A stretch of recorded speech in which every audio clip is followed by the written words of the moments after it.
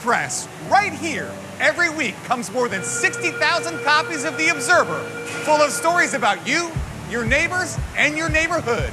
Today, we're bringing those stories to life through a partnership with Observer Media Group to tell our story through your story. So join us as we visit 3 area businesses with a great story to tell. We're here in Sarasota's historic Central Coconut District, where history is coming alive at Sarasota Architectural Salvage, home to over 10,000 square feet of the area's most unique architectural doors, windows, gates, lighting, and accent pieces of all kinds. Not a DIYer? No problem. At the Made from Salvage Showroom and Design Center, they've got 3 full-time employees churning out extraordinary pieces for direct placement into your home or business. We're gonna head inside to chat with owner Jesse White and then step into the design room to work on a piece of our own. Jesse, the first thing most people have to think when they come in here is, where do you find and capture all this amazing stuff? It's so exciting, and that's the best part of our business, is we're always looking for new things.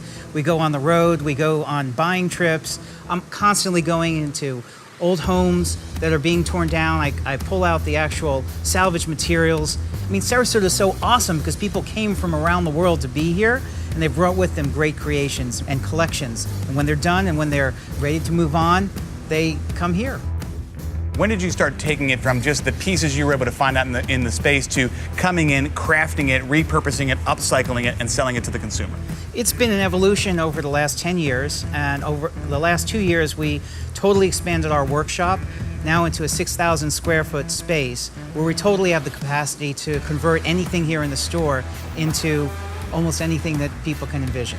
And that's allowing you to grow. I understand you're getting ready to open up a second showroom here in Sarasota. Yeah, we're going to be opening a second store out in the marketplace at UTC, and we're really focusing on our Made in Sarasota, Salvaged in Sarasota, and Sold in Sarasota product lines. It's just a great creative process.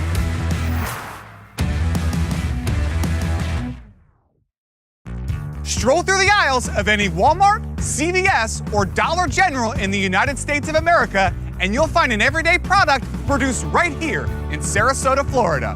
We're an Osso Corporation, home to 174,000 square feet of state-of-the-art manufacturing space that's on pace this year to churn out 3.5 billion adhesive bandages. We're gonna head in to talk to Director of Corporate Development, Craig Gessel, about the company, and then check out how they're producing 90% of the world's private label adhesive bandage wound care. Talk a little bit about how you're able to be kind of the little guy taking on the big guys. Well, sure, everybody knows what a Band-Aid is. That's Johnson & Johnson, the brand. There's NextCare with 3M. We actually make the private label version. It's sold to all the food, drug, and mass stores across the country. We've had Walmart, we have CVS, we have Target, we have Walgreens. All the food, drug, and mass stores carry a private label version, which then is sold at a cheaper price to the customer.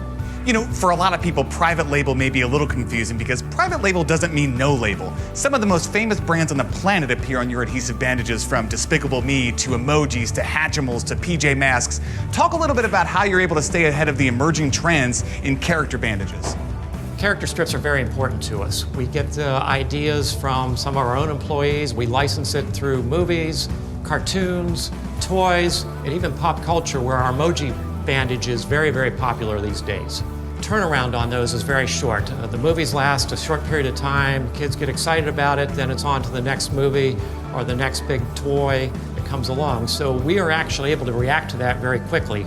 Being a smaller manufacturer, we are able to turn things around. We have our own creative services department that can actually work with the licensor, design those bandages. We can get them produced very quickly and get them out on the shelves very quickly for our customers, which is a true advantage for us.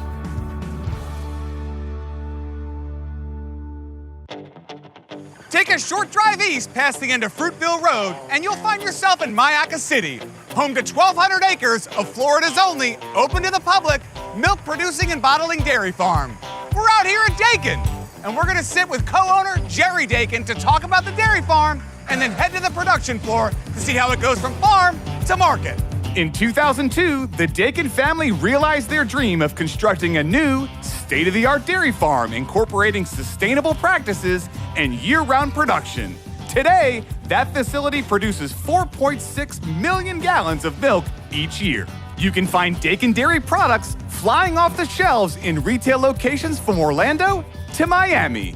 It's a cream that really does rise to the top. And the secret is simple: grass.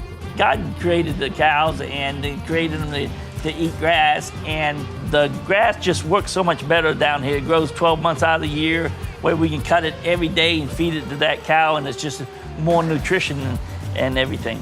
The family recently expanded into handmade artisan cheese production, including fresh mozzarella, aged cheddar, Asiago, and Boursin, which includes a proprietary blend of garlic and herbs. Maintaining a successful dairy farm is no small feat. Just 2 years ago, there were over 120 dairy farms in the state of Florida. Today, only 85 remain.